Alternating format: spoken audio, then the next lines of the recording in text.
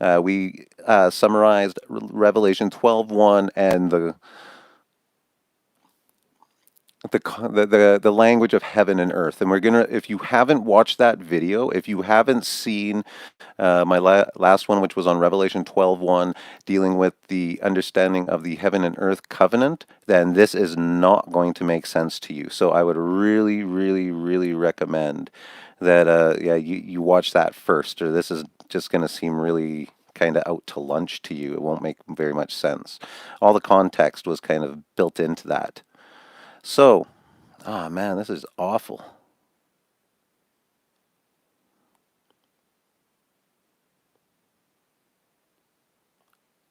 Hopefully, I'll try to do a video after this without it being live. It's just, I'll tell you, after doing a video for hours and then it rejects it, it gets very frustrating because these videos do take a long time to go through. And I want it to be nice because it's nice to see things that are nice. Okay. Is that okay? Are you gonna live with that, guys? Does that look okay? I know it's crooked. It's kind of awful looking, but is that good enough?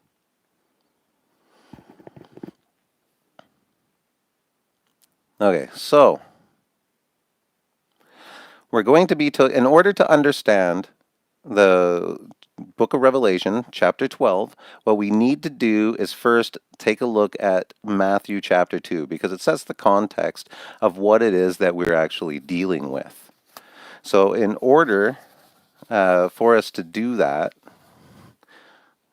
we're going to read this and get familiar with the scriptures because that's one of the biggest problems people have with the Bible is realistically they just don't read it. So we're going to read it. We're going to familiarize ourselves with the time that they were in. We're going to familiarize ourselves with the government. We're going to familiarize ourselves with the situation that the Jews were living in, the Romans were living in. And then we're going to take a look at it because then it's all going to make sense. We need the context of the world that they were in. So, Matthew chapter 2. Now, when Jesus was born in Bethlehem in Judea in the days of Herod the king, behold, there came wise men into the east of Jerusalem. Where is he that is born King of the Jews? For we seen his star in the east and are come to worship him. When Herod the king had heard these things, he was troubled in Bethlehem of Judea. For thus it is written by the prophet, and you, Bethlehem, in the land of Judah, are not the least among the princes of Judah. Out of thee shall come a governor that shall rule my people Israel. Then Herod, when he had privately called the wise men, inquired of them diligently, what time did this star appear? And he sent them to Bethlehem and said, go and search diligently for this young child, and when you have found him, bring me word again that I may come worship him. When they had heard the king, they departed, and lo, the star which they saw in the east went before them, and it came and stood over where the young child was, and they rejoiced with exceeding great joy. Now, what's interesting is we have, the wise men coming out of the east. All right, it's back again. This is an awful video, guys. Are you still there? Because it looks like I got disconnected.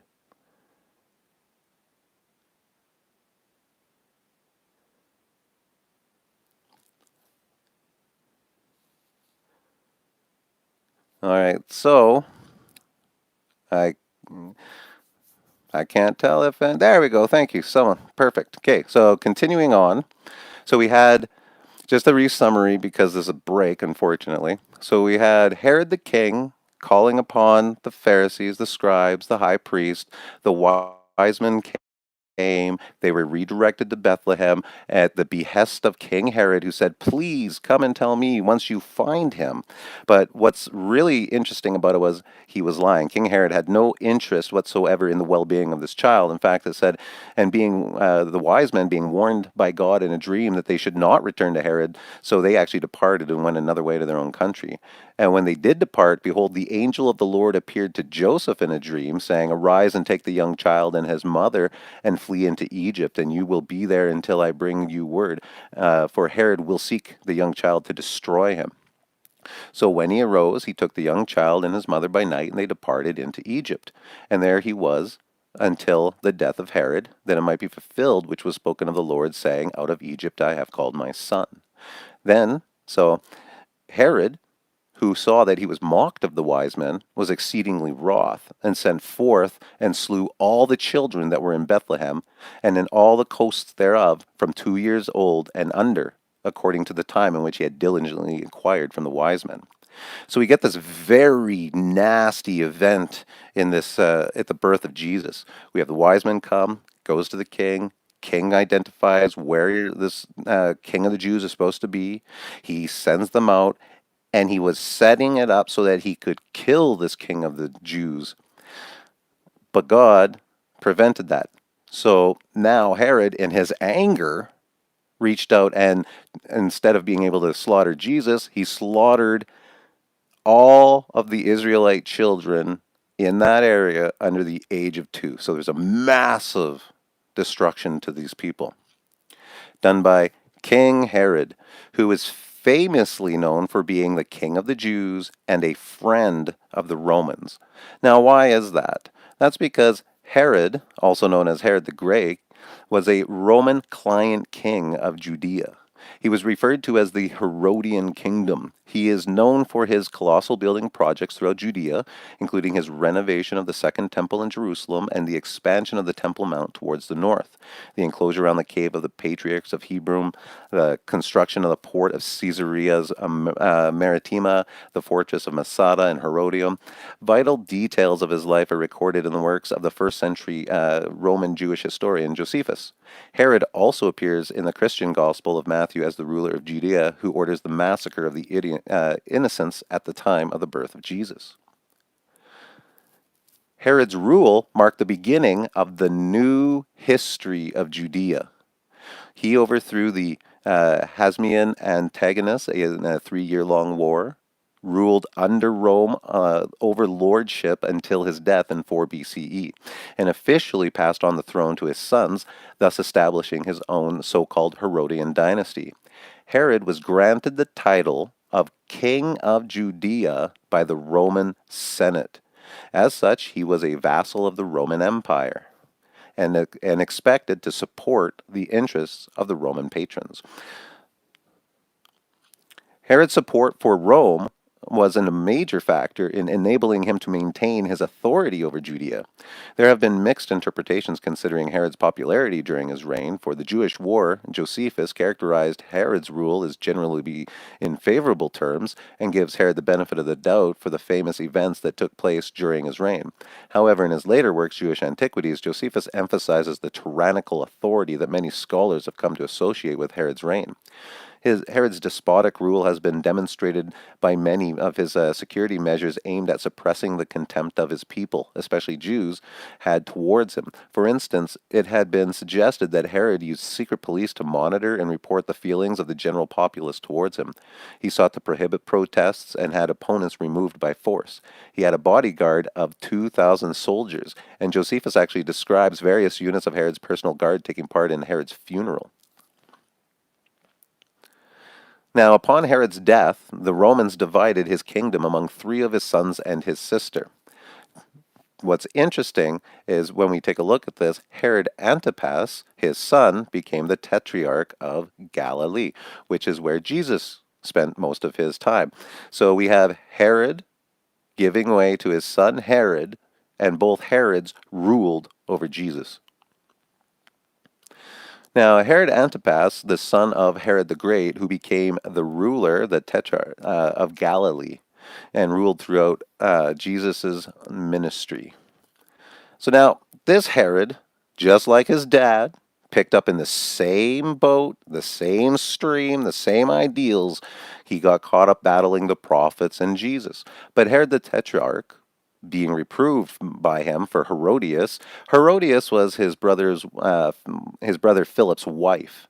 Now Herod had actually gone and is now with her.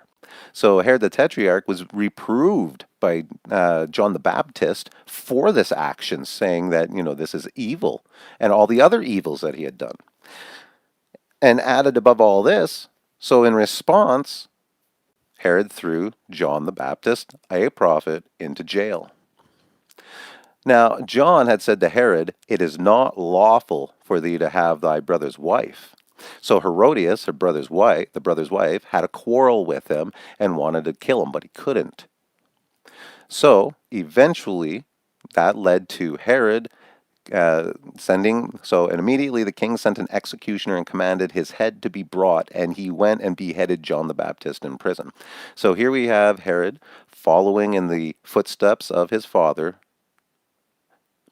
And what's interesting is just like his father, who worked with Rome very closely, obviously being positioned and giving his power, his seat, his kingdom, his rulership, even the 10 districts, the 10 kingdoms that came and were broken up underneath after his rulership, Rome still governed it. And the sons, they worked with Rome. They had to. Now, Pontius Pilate was the Roman prefect or the governor of Judea under the Emperor Tiberius, who presided at the trial of Jesus and gave the order for his crucifixion. Now, we're going to take a look at a very interesting relationship now, not between the king and Rome, but between the priesthood and Rome as well. So the priesthood are the rulers in high places. They're the accusers of the brethren. Caiaphas was Joseph ben Caiaphas is the high priest in the New Testament, and the Jewish high priest who, according to the Gospels, organized the plot to kill Jesus. He famously presided over the Sanhedrin trial of Jesus. The primary source for Caiaphas' life is known in the New Testament and in the writings of Josephus. So Josephus records that he was made high priest by the Roman procurator. So here we have the King Herod. He was established and given kingship by Rome and was a Senate member, and he worked with Rome and he did what Rome said because that's where he got his power from, and he then submitted all of Judea back under Rome. Then when he died, his children picked up the same and continued on. Now we take a look at the high priest system that was at that time. They also were established and given power by the Roman procurator Valerius Gratus. Now this Caiaphas was put into power from the Romans, which is fascinating because that's where we get this event of the trial of Jesus. So this gives us a little bit of context of what's going on. We have the kingdom against Jesus and the prophets. We have the priesthood now at war using Rome, and the judgment coming upon Jesus, which is John chapter 19, where we see Pilate, the governor. Then Pilate therefore took Jesus and scourged him, and the soldiers plaited a crown of thorns and put it on his head, and they put it on him a purple robe, and said, "Hail, the King of the Jews!" And then they smote him with their hands. Pilate therefore went forth again and said unto the Jews, "Behold, I bring him forth to you, that I have not found anything wrong with this Jesus." Well, the chief priests, therefore, and officers saw him, and they cried out, saying, "Crucify him, crucify him! Take him and crucify him!" And Pilate says, I find no fault in him. But the Jews answered and said, "We have a law, and by our law he ought to die, because he made himself the Son of God." And went again into the judgment hall, did Pontius Pilate, to speak with Jesus. And he said, "Now who are you?" But Jesus gave him no answer. Then saith Pilate back to him, "You don't even talk to me? Don't you know that I have the power to crucify you or release you?" And Jesus said, "You could not have any power at all against me unless it was given to you from above. Therefore, it's him who delivered me to you that has the greatest sin, the greater sin." So again, we're left with a situation where the answers were not given that they wanted. So Pontius Pilate then brought forth Jesus as it was the preparation of the Passover in about the 6th hour. And he said to the Jews, "Behold your king." And what did the Jews do? They cried out, "And away with him, crucify him." Pilate saith unto them, "Shall I crucify your king?" Now we have this massive moment because here we have the chief priest answering, saying, "We have no king but Caesar." So they rejected Jesus. Now from there they delivered him, therefore, unto be crucified, and they took Jesus and led him away. Thus, Israel's rejection of the Messiah and fulfillment of Jeremiah 31:32, where God said, "My covenant," which they broke. So we're looking at a situation here, a little bit of context to bring us into the understanding. We have Herod, who was put into power by the Romans. We have the high priest who's put into power by the Romans, and they're at war with Jesus and the prophets, eventually leading to the death of Jesus and the rejection of the Messiah and the breaking of the covenant. Now, that crucifixion actually ended up being the new covenant, for Jesus explained that in the same way that after he took his cup, eating with the apostles at the last dinner, and said, "This cup which is poured out for you is the new covenant in my blood." Now, after this took place, this event where he was crucified, there was this member of the church named Stephen, who was full of faith and full of power, and he did great wonders and miracles among the people. And they were stubborn men that did not want to hear this. So they said, "We have heard Stephen speak blasphemous words against Moses and against God." And they stirred up people and the elders and the scribes, and they came upon him and caught Stephen and they brought him to the council. And they charged him and said, "For we have heard him say." Now, here's the charge. Here is Stephen, a person full of the Holy Spirit, doing miracles. And when he was charged and brought before the council, he's going to testify against these charges. This is what they said he was preaching. This is the gospel according to Stephen. He said, "For we have heard him say that this Jesus of Nazareth shall destroy this place and shall change the customs of Moses." Well, that's a direct fulfillment of the new covenant. "Behold, the days are coming when I will make a new covenant, not like the covenant I made with their fathers, even though my covenant which they broke, even though I was their husband." So, the customs of Moses will be removed. On top of that, the very next verse continues on to, "Then the descendants of Israel will also cease to be a nation before me." This is the new covenant. And that's exactly what Stephen is saying. This Jesus said he will destroy this place, he will end them, and he will end the Mosaic covenant. There'll be a new covenant. The customs of Moses are going to be gone. And what did they do? They responded, the high priest responded. So here we go with the high priest again. The very guy that got Jesus killed is now accusing and is the one in front of and putting to trial his apostles and disciples. And he said, "Are these things so?" And Stephen replied with, "You stiff-necked and uncircumcised in heart and ears, you do always resist the Holy Ghost as your fathers did. Which of the prophets have not your fathers persecuted? And they have slain them, which showed before the coming of the just one, of whom you have now been the betrayers and murderers of." Well, when they heard these things, the high priests were cut to the heart, and they gnashed on him with their teeth. And they cast him out of the city and stoned him. And the witnesses laid down their clothes at the young man's feet, whose name was Saul. And Saul was consenting unto this death. And at that time there was a great persecution against the church, which was at Jerusalem. And they were all scattered abroad except for the apostles. Well, this is Revelation 7:14. "These are they which came out of the great tribulation and have washed their robes and made them white with the blood of the Lamb." This is what Acts is talking about, Saul initiating, and at that time there was a great persecution against the church.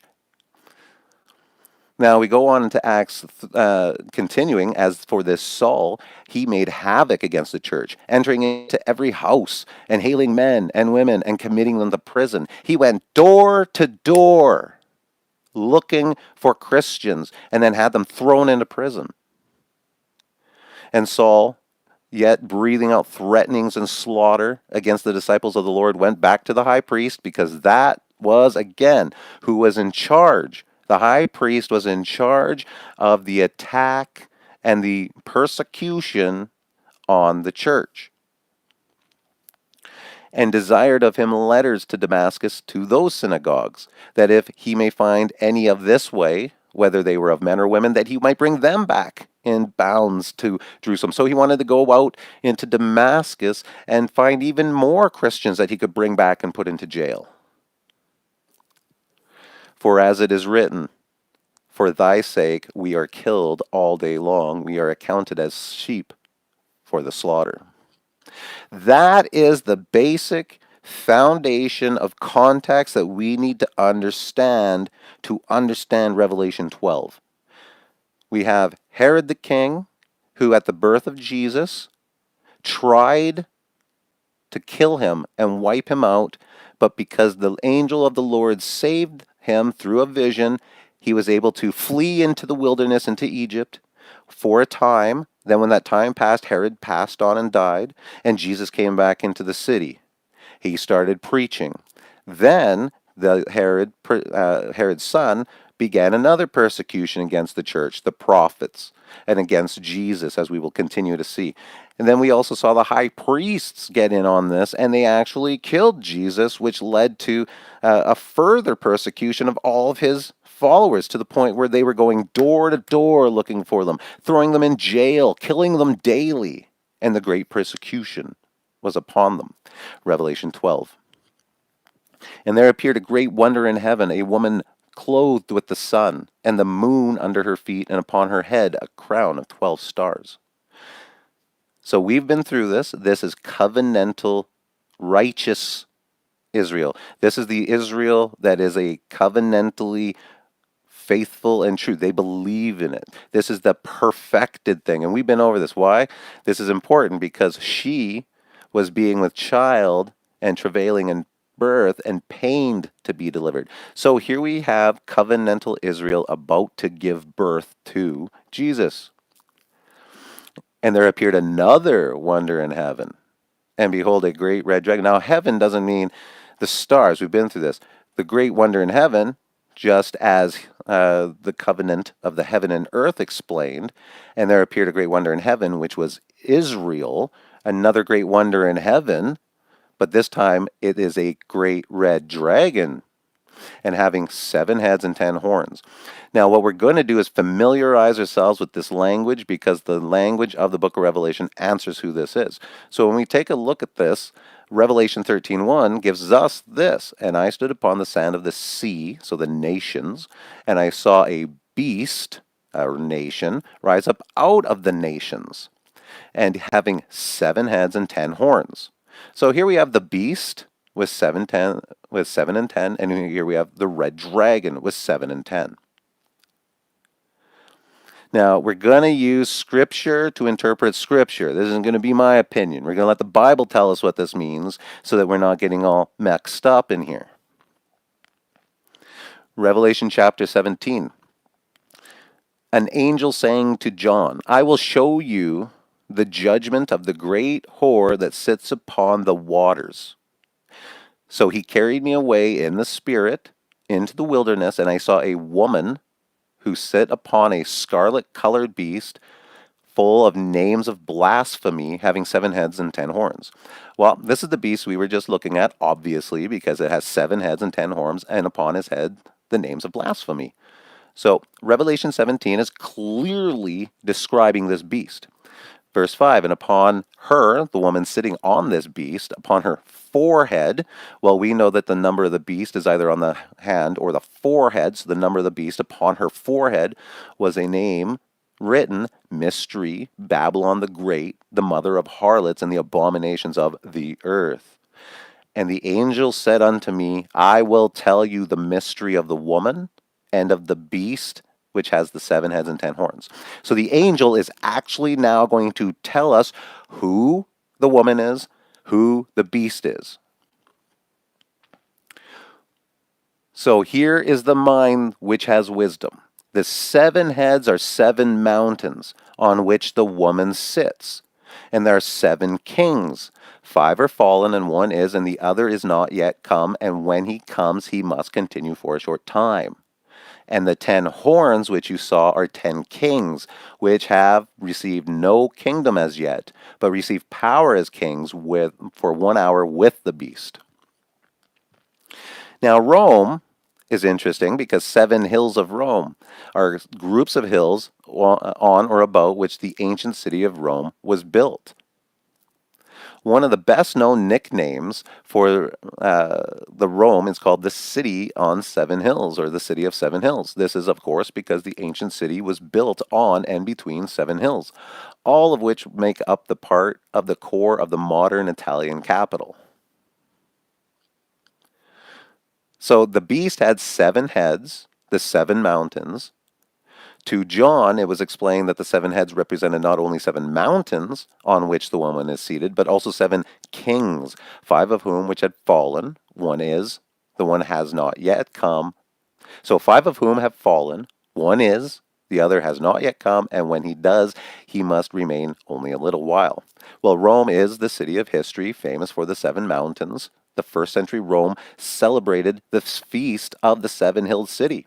Now, also according to Josephus, Dio-Cassius, Suetonius, and other historians, the first 5 Roman emperors were Julius Caesar, Augustus, Tiberius, Caligula, and Claudius. The 6th was Nero. Galba was following him, and he only reigned for only 6 months before he was murdered. So when we take a look at the prophecy, we have there are 7 kings, 5 of whom were fallen. And when the book of Revelation was written, Julius Caesar had fallen, Augustus had fallen, Tiberius had fallen, Caligula had fallen, Claudius had fallen. All 5 had fallen, and it says, and one is, while John was writing that. And when John was writing it, Nero Caesar was the emperor of the Roman Empire.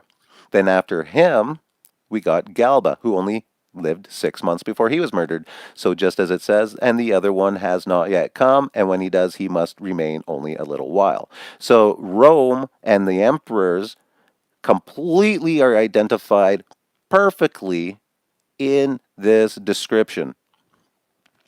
On top of that, it says that this woman that was riding the beast, well, and I saw the woman, and she was drunk with the blood of the saints and with the blood of the martyrs of Jesus. Which is interesting because Jesus said to the Pharisees, "You serpents, you generation of vipers, how can you escape the damnation of hell? Wherefore, behold, I send unto you prophets and wise men and scribes, and some of them you will kill and crucify, and some of them you shall scourge in your synagogues and persecute from city to city, that upon you," who? The Pharisees, the scribes, and the high priest, the priesthood, "that upon them will come all righteous blood shed upon the earth, from righteous Abel to the blood of Zechariah. Verily I say unto you, all these things will come upon this generation. Jerusalem, Jerusalem, you who kills the prophets and stones those who are sent to you." Jesus directly says that they are the ones who kill the prophets. On top of that, we also remember that that was the accusation given to them by Stephen. We also see in Luke 13:33, we get this interaction recorded with this language. That same day there came certain of the Pharisees saying unto him, "Get out of here and depart, for Herod will kill you." And Jesus said to them, "Go ye and tell that fox, behold, I cast out devils, I do cures today and tomorrow, and the 3rd day I shall be perfected. Nevertheless, I must walk today and tomorrow and the day following, for it cannot be that a prophet perish outside of Jerusalem. O Jerusalem, Jerusalem, who kills the prophets and stones them that are sent to thee." So when we read in Revelation, "And I saw the woman drunk with the blood of the saints and of the blood of the martyrs of Jesus," Jesus directly identifies that to be Jerusalem when he says, "For it cannot be that a prophet perish out of Jerusalem." Revelation 17:12, "And the 10 horns which you saw are 10 kings, which have received no kingdom as yet, but received power as kings 1 hour with the beast. Now remember, when Herod's dynasty was broken up, it was broken up into 10 kingdoms. Now Josephus lists, and this is fascinating because Josephus lists 10 newly appointed Jewish generals. The following information is taken from Josephus' War of the Jews, Book 2, Chapter 20. The Jewish religious leaders and nationalists knew that a full-scale Roman revenge was inevitable. Indeed, Nero officially declared war against Israel in February 67, sending Vespasian and his general. So these Jewish leaders got together in great numbers in the temple and appointed a great many generals for a war. And Josephus reveals exactly 10 generals were appointed, and some of them were high priests. And this is the list of the 10 generals. So here we have, straightforward, we have Herod, his kingdom being broken into 10, and they being filled by the high priest, by against the war, the coming war, the Jewish wars. So we have and that's exactly what it said. So we have the 7 hills. We have the fulfillment of the dragon being 7 mountains. We have that with Rome. We also have the 7 kings, perfectly lining up with the history of Rome. We have the history of Herod and the disciples and his governors. You can see the list on the screen, fulfilling the 10 kingdoms which hadn't had power yet. And we have the testimony of the blood of the prophets and the apostles being shed by Jerusalem, identifying who these players are. So Revelation 13:2 says, "And the beast, which we are now supposing as Rome, which I saw was like a leopard, a bear, and a lion. And the dragon gave him his great power, his seat, and authority." Well, if we read this as Rome and Herod, it actually makes a lot of sense and Rome was like a leopard and a bear and a lion, and it was Herod who gave him his power over Israel, over the temple. And the lion, the bear, and the leopard are exactly the prophecies that come out of Zechariah and Daniel about the end times and who it will be. Well, the lion was Babylon with a head of gold, remember that. The bear and the leopard, which then led to the final beast, which is told, and the new beast was like unto a leopard, a lion, and a bear. The leopard, the lion, the bear, and now the new beast, which is Rome. And they worshiped the dragon, which gave power unto the beast, and they worshiped the beast, saying, "Who is like unto the beast and able to make war with him?" So Israel followed King Herod, who put all of Israel under subjection to Rome, whom they submitted. Revelation chapter 17. "And upon her forehead was the name written, Mystery Babylon the Great." Revelation 14:9. "If any man worships the beast and his image, and receives his mark in his forehead or his hand, the same shall drink of the wine of the wrath of God, and he shall be tormented with fire and brimstone in the presence of the holy angels and the presence of the Lamb." So here we have, if any man worships the beast and his image will receive this mark. Well, we have the situation, don't we, where King Herod and Rome are now united, and the children of Israel are being forced to submit to Rome and his symbolisms, to do what he wants. In fact, his coin had his image on it, and you would actually have to get permission and a signature and a piece of paper that you would present to buy and sell. And just as it says, "and he shall be tormented with the fire and brimstone." And that's exactly what the judgment was on Jerusalem when we've covered this before. That's why I'm just referencing it here, is that's how Jerusalem did end up getting destroyed. Rome came in and set them on fire, literally burnt down the temple and Jerusalem. Revelation 21:10. And he carried me away and showed me that great city, the holy Jerusalem. So now we get parallel imagery here as Jerusalem as the great city. Revelation 14:8. Another angel said, Babylon is fallen, the great city, because she made all the nations drink of the wine of the wrath of her fornication, which again is chapter 17. And upon her head, right? And when we read verse 2, with whom the kings of the earth had committed fornication, and the inhabitants of the earth had been made drunk with the wine of her fornication. So here we have Babylon being referred to as the great city, which we have identified as Jerusalem. Now, Revelation 16:19 clears this up with, and the great city, that great Babylon, came into remembrance before God to give unto her the cup of the wine of the fierceness of his wrath. Well, who is this Babylon, this great city? And why would it come to memory? Because Isaiah prophesied against Babylon, saying, you shall take up this proverb up against the king of Babylon. How has the oppressor ceased? So how is the one who's oppressing everyone come to an end? How has the golden city ceased? For I will rise up against them and cut off from Babylon the name, the remnant, and the son and the nephew, saith the Lord. So we have a parallel judgment.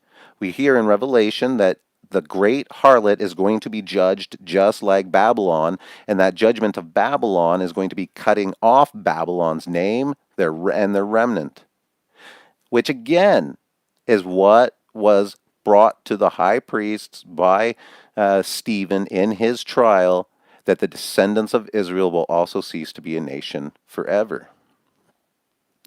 Revelation 17:18. And the woman which you saw is that great city which reigns over the kings of the earth. So the woman who is sitting on the beast, so the woman who's riding Rome, is the great city Jerusalem, according to the book of Revelation. And he that talked with me had a golden reed to measure the city. And the city was pure gold. So just as was charged against Babylon, here we have Israel being depicted as the golden city, which is actually Zechariah. And when we see this, we can understand that this is a big theme that has been actually all the way through the Old Testament up until this point, where we read in Zechariah chapter 2, and behold, a man with a measuring line in his hand. Then said I, where are you going? And he said to me, to measure Jerusalem, to see what is the breadth thereof and the length thereof. Oh, deliver yourself, Zion, that dwells with the daughter of Babylon. Zion united with Babylon. And I saw the woman drunk with the blood of the saints and the blood of the martyrs of Jesus. And in her was found the blood of the prophets and the saints and of all that were slain on the earth. 18:24, 17:6, the martyrs of Jesus.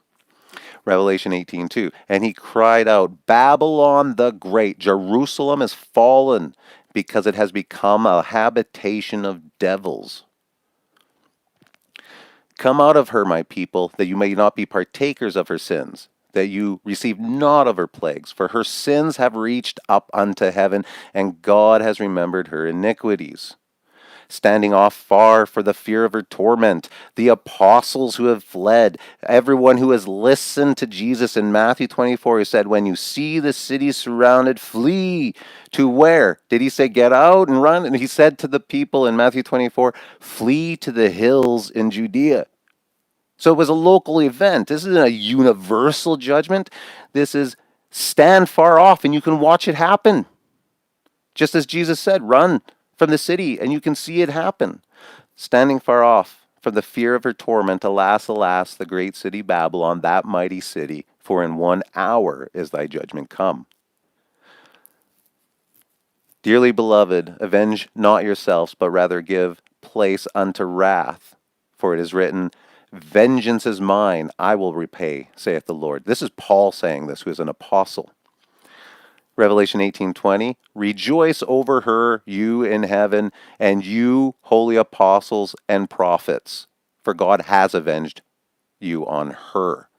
So here we have Jerusalem slaughtering the prophets, slaughtering the disciples, led by the high priests.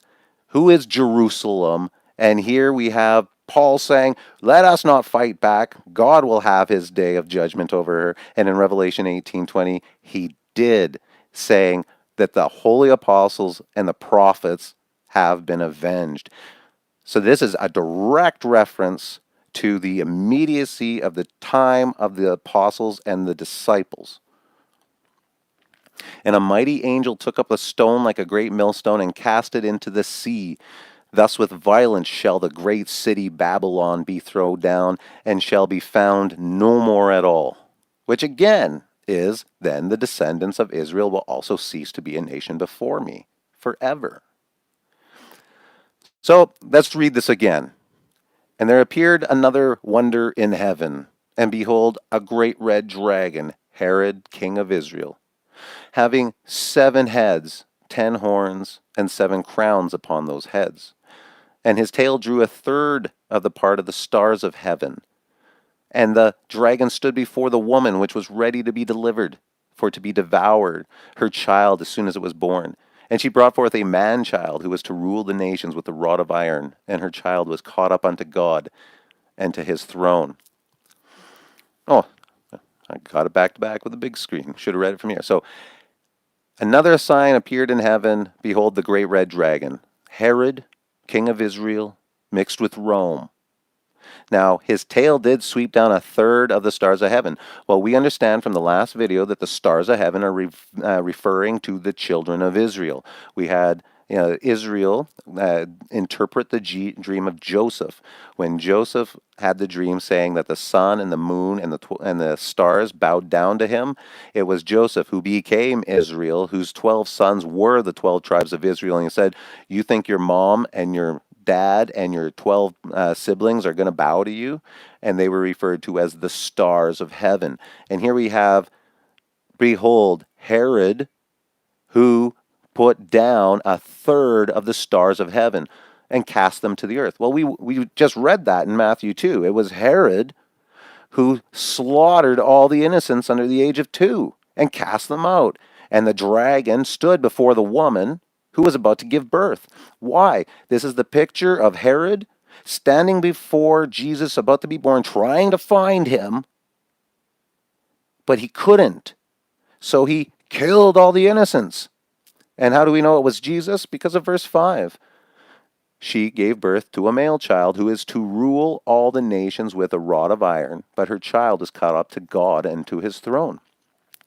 So as we read, and being warned of God in a dream that they should not return to Herod, they departed into their own country, their own way. And when they had departed, the angel of the Lord said to Joseph and Jesus, get out of there. And what did he do?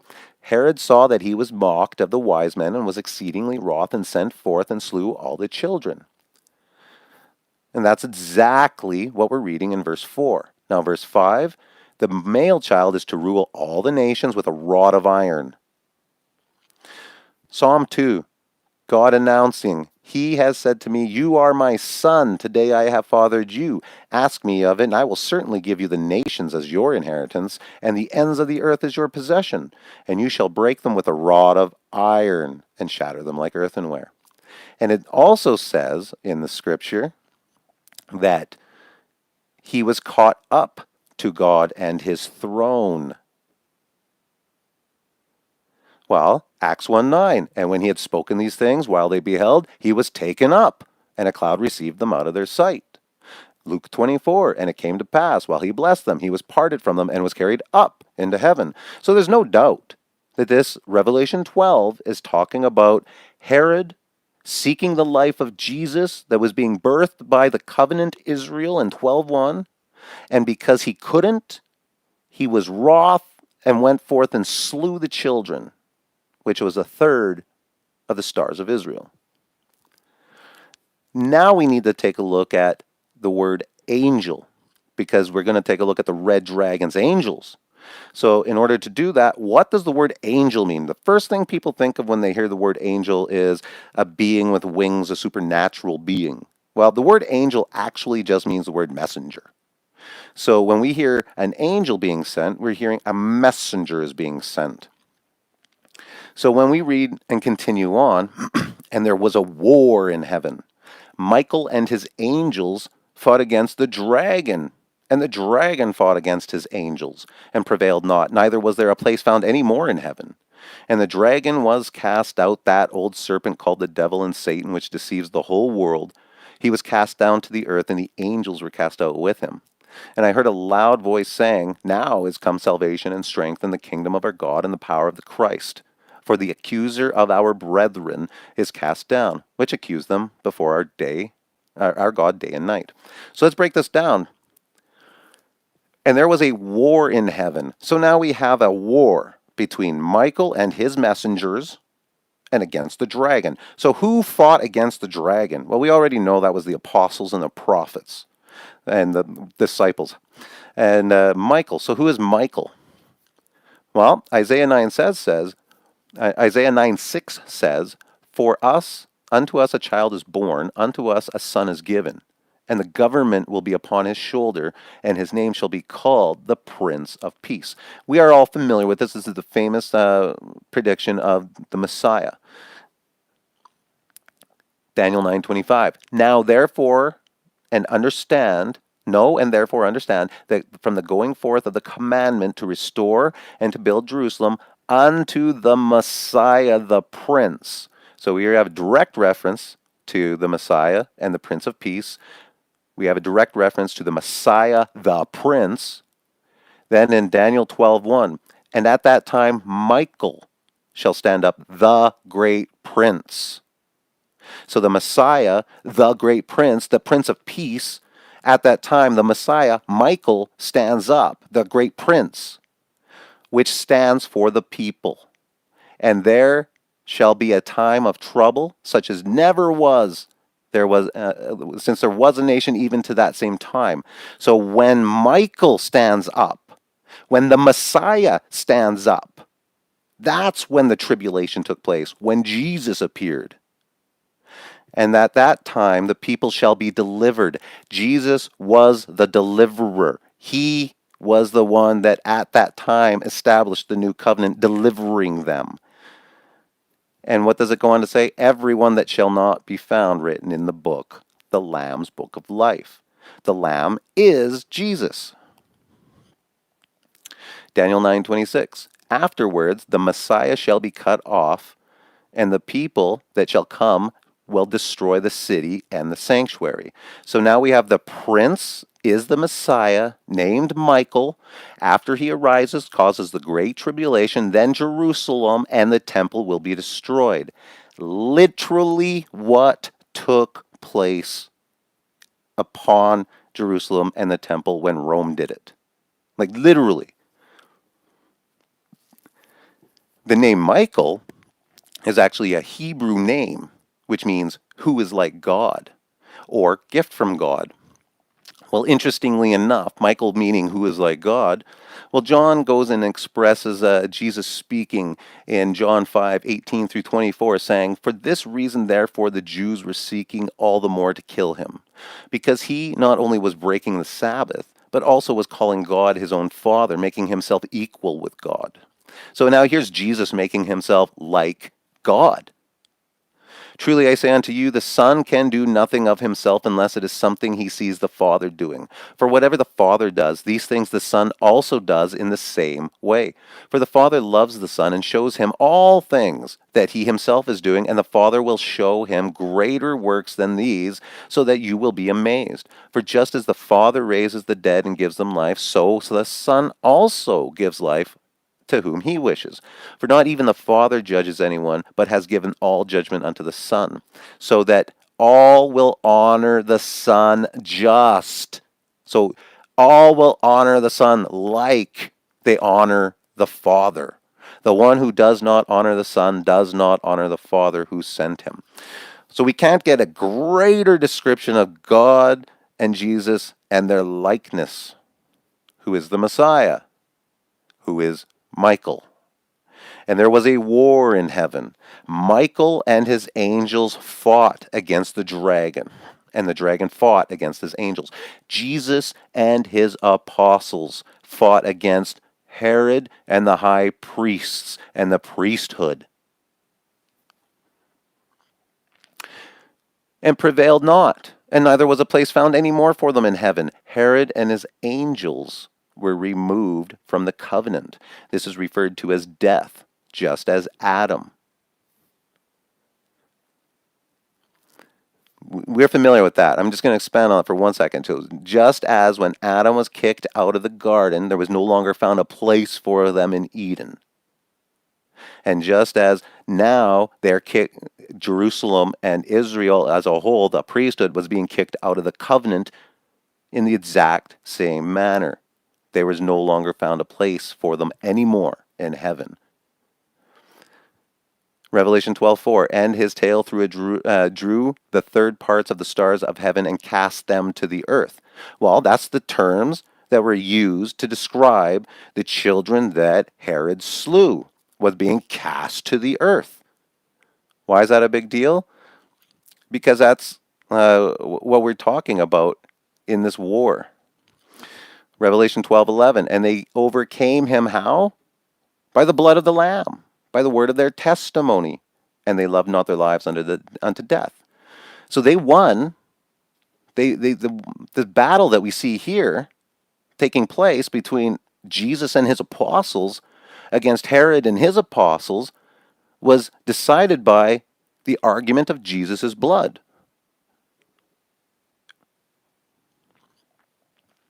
Now, Revelation 12:9 is very fascinating because we get this language of cast out, which we were just talking about. They were cast out to the earth. Herod, the great red dragon, was cast out. That old serpent. Now, this is interesting because this is another reference to Genesis and Adam. There was the old serpent, and he caused his family, Adam's family, to be cast out. And here, what do we have? We have Herod, who's cast out, causing the same problems for Israel.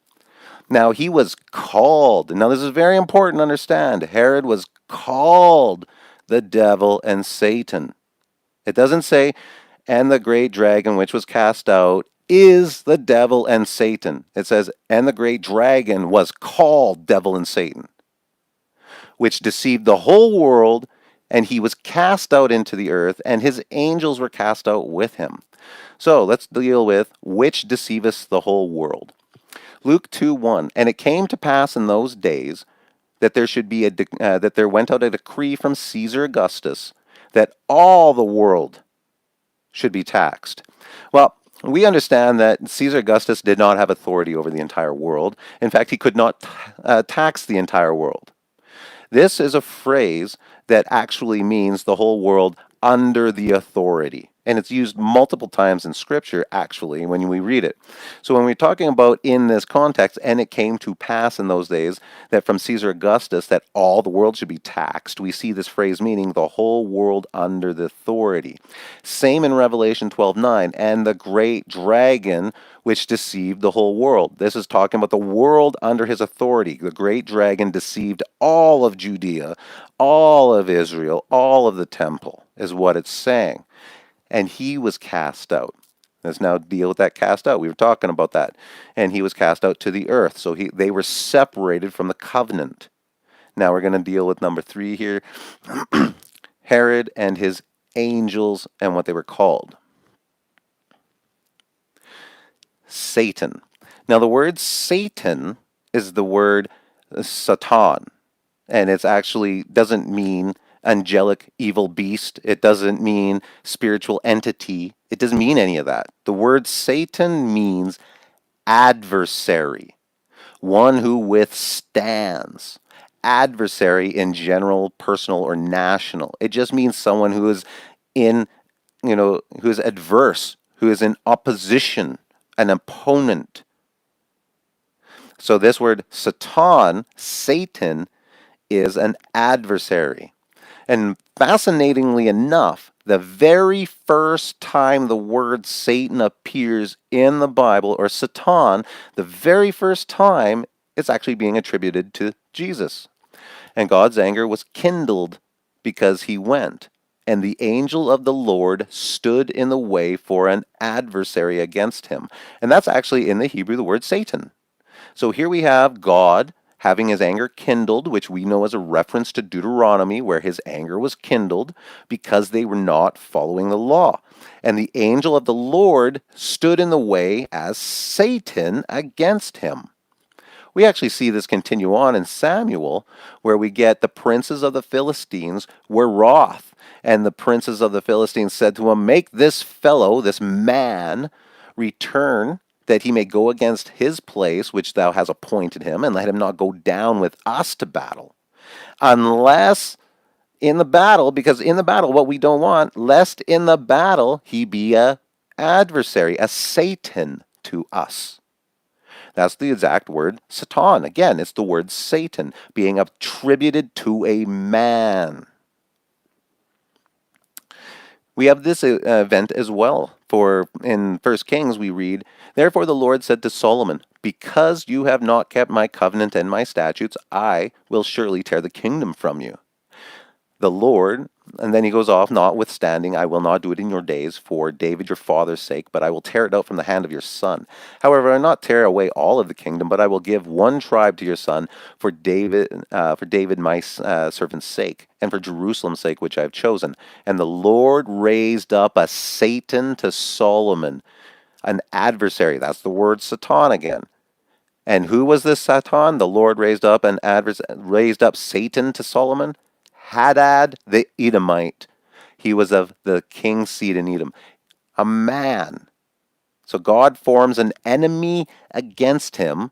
That enemy is a man, but is attributed Satan, just as we saw in the previous scriptures. Chapter 109 in Psalms is very fascinating as well, as it reads, "Hold not thy peace, O God of my praise, for the mouth of the wicked and the mouth of the deceitful are opened against me. They have spoken against me with a lying tongue. They compassed me about also the words of hatred, and fought against me without a cause. For my love they are my Satans, but I give myself unto prayer, and they have rewarded me evil for good and hatred for my love. Set thou a wicked man over him, and let Satan stand at his right hand." So here we have adversaries, which is the word Satan in the Hebrew, and here we have the translators putting the word Satan here, even though they're the exact same word. So when this was written by the psalmist, both words are the word Satan. And when we read verse 6, "Set thou a wicked man over him," set a wicked man, not an angel, set a wicked man over him, and let Satan stand at his right hand. And here we have the exact same situation, raising up an adversary against your opponent. Revelation 12:9. "And Herod, the great red dragon, was cast out, that old serpent called Satan, called the adversary, and his angels, his messengers, the priesthood, the rulers of the high places, the kingdom, the temple, accusers of the brethren," the one who constantly accused them of being sin, of being rejecting of the covenant of Moses. It was the priesthood who challenged, persecuted, and killed the Christians. They are the rulers in the high places, meaning not the throne of the king, but the high places of the temple and the things that brought you close to God, the high places. Luke 13:31. "The same day there came certain of the Pharisees, saying unto him, Get thee out, and depart, or Herod will kill you." Well, that's Herod's messengers. Herod the great dragon and his angels. His angels, the word angel is messenger. And here we literally see a Pharisee, a messenger of Herod, or of the high priest, saying, "Get out of here, or Herod will kill you." Literally walking it out. And we remember that's from 1333, where we're talking with Jesus, talking about how it's the city of Jerusalem that kills all the prophets. Revelation 18:2. Jerusalem is Babylon. Babylon the Great is fallen and has become a habitation of devils. And Herod was called a devil and Satan, and so are his angels. Jerusalem has become a habitation of devils. And here the great dragon Herod and his angels are called devils.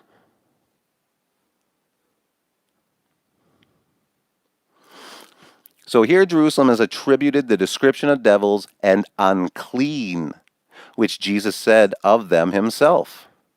Woe unto you, scribes and Pharisees, who are full of dead men's bones and all uncleanness. So here we have two references to Jerusalem being called devils and unclean in multiple ways. Matthew 23:33, he calls them directly serpents and vipers. John says to the Pharisees, and they answered, and so here's in John, Jesus is talking to the Pharisees, and the Pharisees therefore said unto Jesus, you do bear a record of yourself, so it's not true. They then answered unto him, and Abraham is our father. Well, Jesus said unto them, if you were actually Abraham's children, you would do the works of Abraham, but rather you are of your father, the devil, the high priest. That's who their father is. That is who the Pharisees, he's talking to the Pharisees, just as they called them vipers and serpents.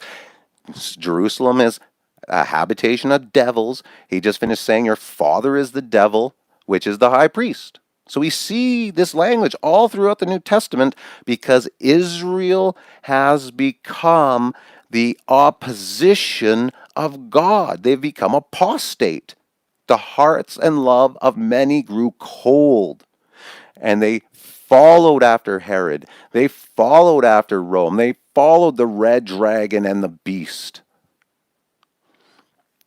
Revelation 12:9. 12:31. Now is judgment. So what happened to these guys, right? Herod, the great red dragon, was cast out. Satan and the devil were cast out. Well, that took place, John 12:31. Now is the judgment of this world. 2,000 years ago, the prince of this world will be cast out. The dragon was cast out. Satan and the devil was cast out. The angels were cast out. Jesus himself, John 12:31. Now is the judgment in this world. Now shall the prince of this world be cast out 2,000 years ago. In those days came John the Baptist, preaching in the wilderness of Judea. But when he saw many of the Pharisees and Sadducees, he said unto them, you generation of vipers, who's warned you from the wrath to come? Here's John the Baptist saying, the wrath of God is about to be poured out on you. How are you coming to know to be saved? And he calls the Pharisees and the Sadducees vipers.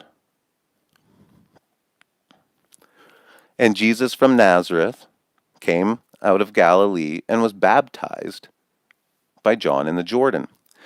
And there he was in the wilderness for 40 days, tempted of Satan. The devil, it's being used interchangeably now. The devil takes him up into the holy city and seated him on the pinnacle of the temple. So now here we have again the exact same language we're reading in Revelation. Satan testing Jesus by taking him to the holy city Jerusalem.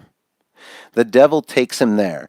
And now the red dragon was called Satan and the devil and set him on the pinnacle of the temple. It's obvious that the devils and the Pharisees, the father, right? Jesus said, you are of your father, the devil.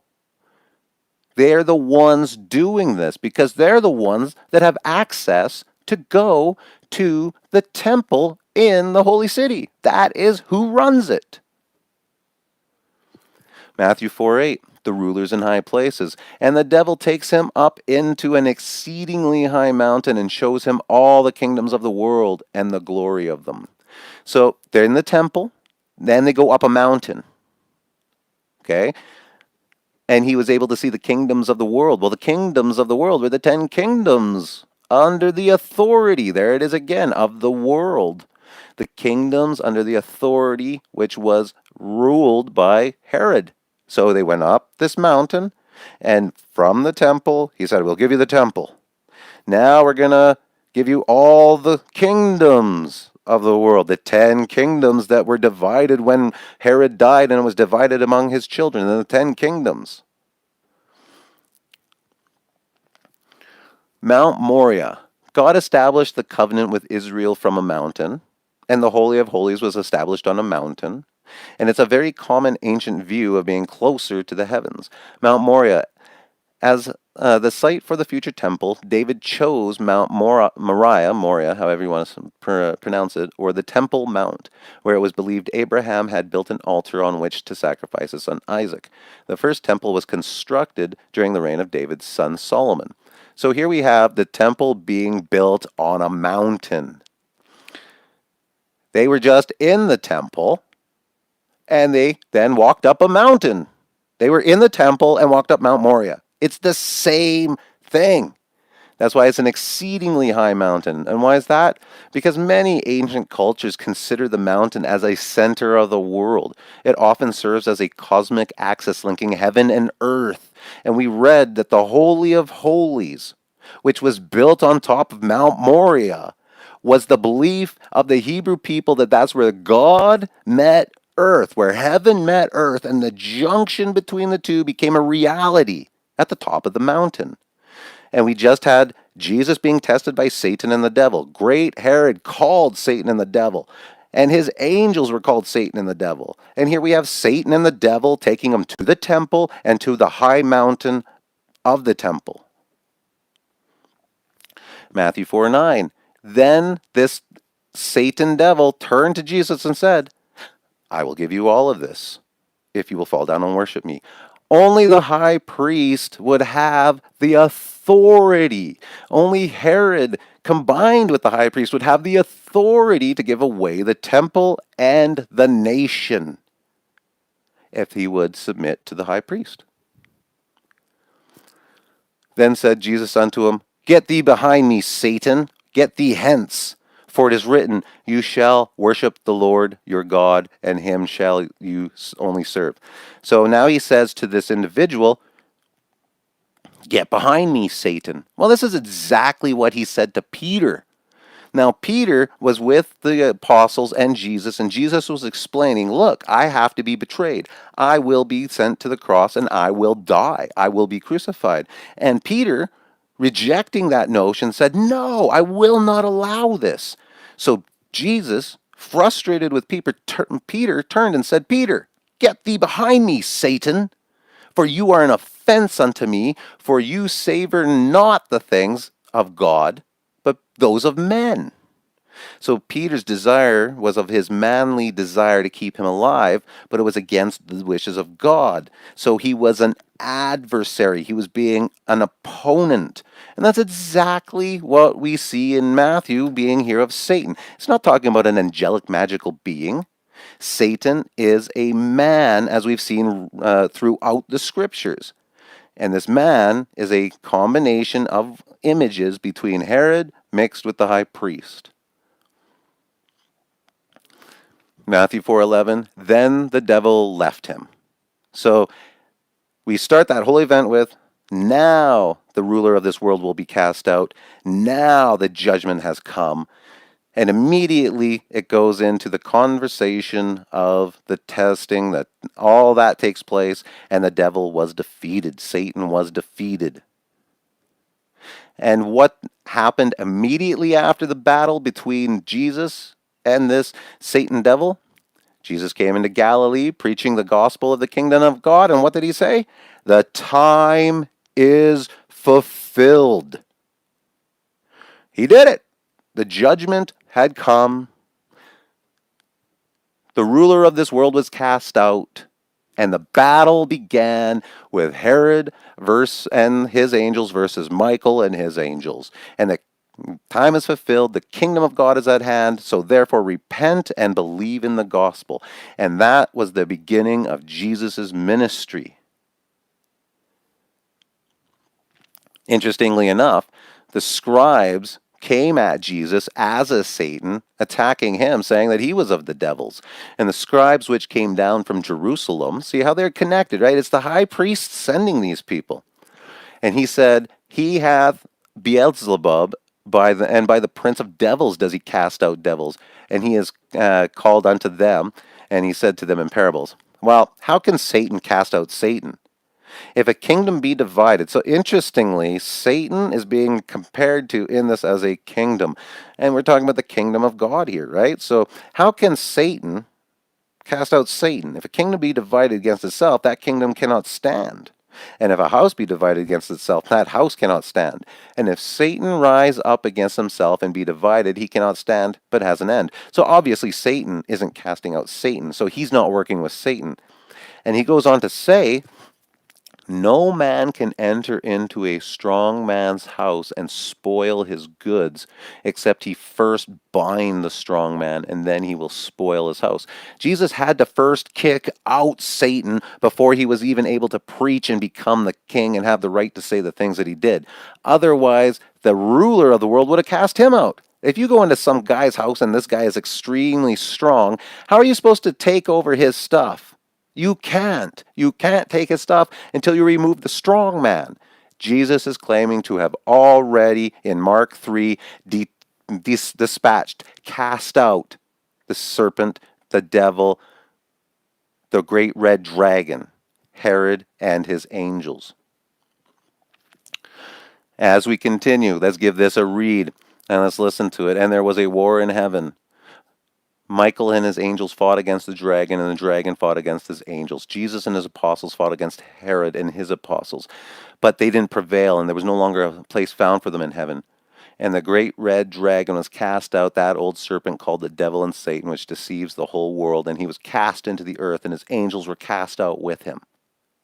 And I heard a loud voice in heaven saying, now is come salvation and strength and the kingdom of our God. Jesus said, immediately after Satan was cast out, now the kingdom has come.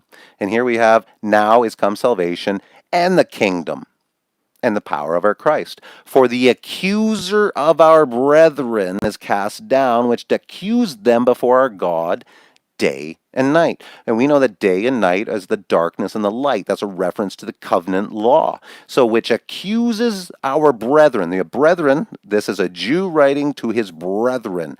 And he's not just a normal Jew. No, he's a Jew who has now been converted to Christ. He's covenantal Israel. The brethren are the Israelites, the covenantal Israel.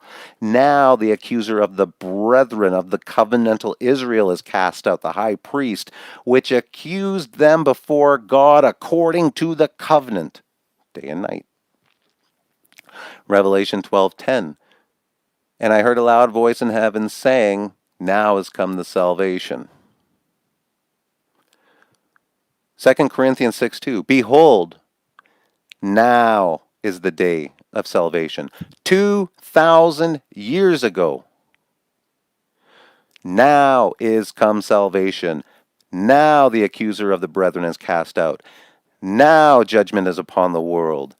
Now the ruler of this world is cast out. Now salvation has come.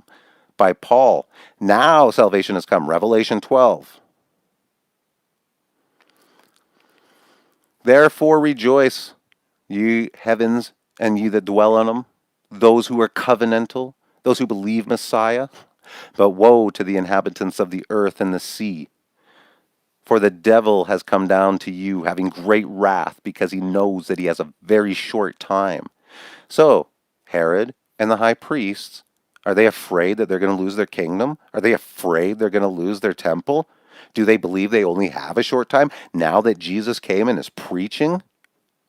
Well, the high priest said in John 11:48, if we let him thus alone, if we leave him be, all men will believe in him, and the Romans will come and take away both our place, which is to them the temple, because they're the priesthood, and the nation, the kingdom.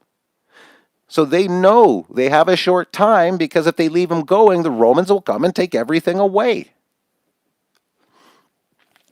And when the dragon saw that he was cast to the earth, he persecuted the woman which brought forth the man child. As it is written, for thy sake we are killed all day long, we are accounted as sheep for the slaughter. And to the woman were given 2 wings of a great eagle, that she might fly into the wilderness, into her place from the face of the serpent. Exodus 19:4, that's how the covenant was established. You have seen what I did to the Egyptians, and how I bore you on eagle's wings and brought you to myself. And the woman was given 2 great wings of an eagle, and she was fled into the wilderness, right? That's exactly what happened when Herod attacked Jesus, but he couldn't because the angel warned him, and they fled into the wilderness, into Egypt. And that's where they had a place prepared for her to be safe. Revelation 12:6, and the woman fled into the wilderness, where she had a place prepared unto God. Verses 15 and 16, and the serpent cast out of his mouth water as a flood after the woman, that he might cause her to be carried away of the flood. And the earth helped the woman, and the earth opened her mouth and swallowed up the flood which the dragon cast out of his mouth. Matthew 2:13, and the Lord of the angel appeared to Joseph, saying, take the young child and the mother and flee to Egypt, or Herod will destroy him. For Herod, when he saw that he was mocked of the wise men, and was exceedingly wroth, and sent forth and slew the children who were in Bethlehem.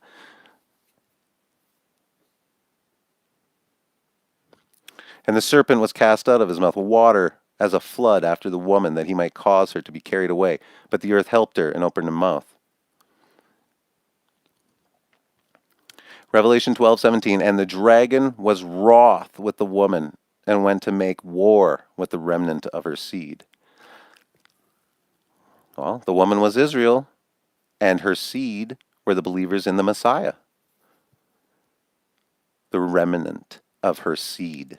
The remnant was the apostles who believed in Jesus and their disciples. Genesis 3:15, and I will put enmity between thee and the woman, and between thy seed and her seed, and it shall bruise thy head, and you shall bruise his heel.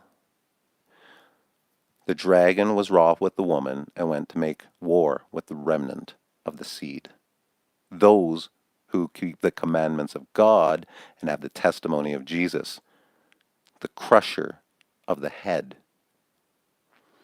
Romans 11:4, but what saith the answer of God unto him? I have reserved myself 7,000 men who have not bowed the knee to Baal, the remnant, the seed, the believers in Jesus. Revelation 12 talks of 2 victories. Jesus at war with the king Herod, and which is the victory over Satan. Jesus is king of Israel, ruler of the earth.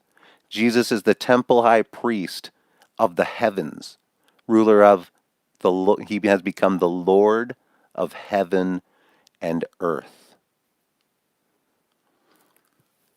But these are just merely the beginnings of the birth pangs.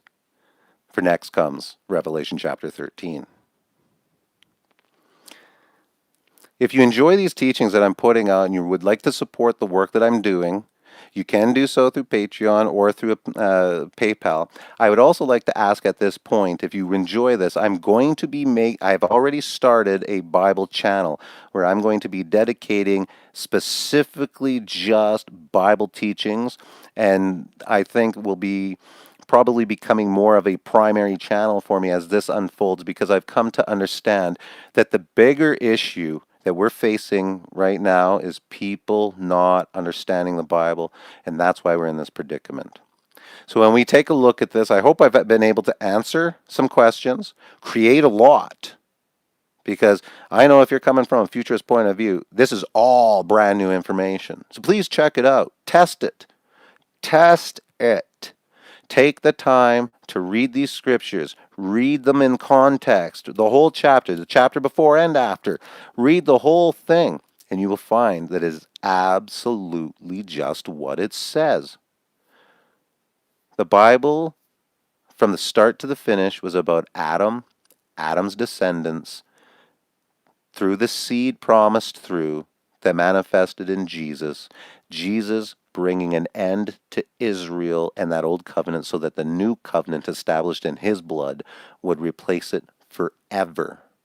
So what does that mean for you and me?